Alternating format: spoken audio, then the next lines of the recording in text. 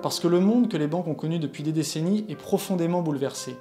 Alors évidemment, des changements étaient déjà à l'œuvre avant la crise. On sait que depuis 2008, les banques sont confrontées à une baisse progressive de leur rentabilité.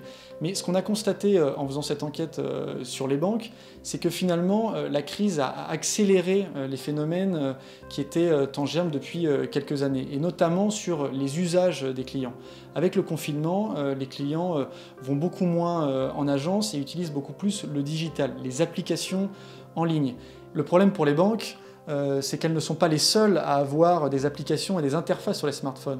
On sait que les fintech et les big tech, comme Google, Facebook, Amazon et Apple, sont aussi très présents sur les smartphones, donc les banques se retrouvent en concurrence avec des acteurs très agiles, qui ont une excellente relation client et qui sont capables de plus en plus de faire du paiement, de proposer du transfert d'argent et même peut-être à terme de faire du crédit et de l'assurance.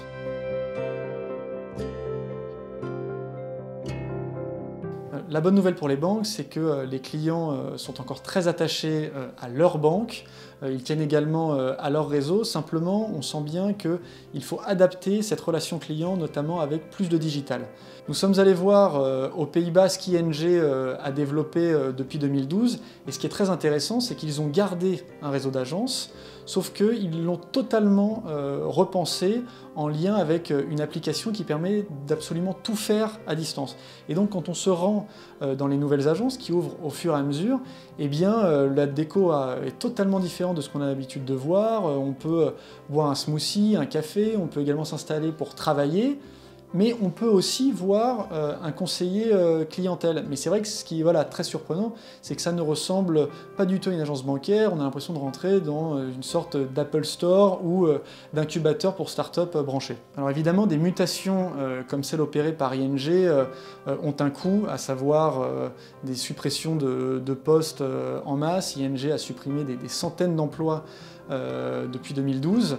Donc forcément, c'est un élément important à prendre en compte, et on sait que les banques françaises, qui sont très bien implantées sur le territoire, notamment les banques mutualistes, ne peuvent pas comme ça réduire la voilure, sauf à supprimer des milliers d'emplois.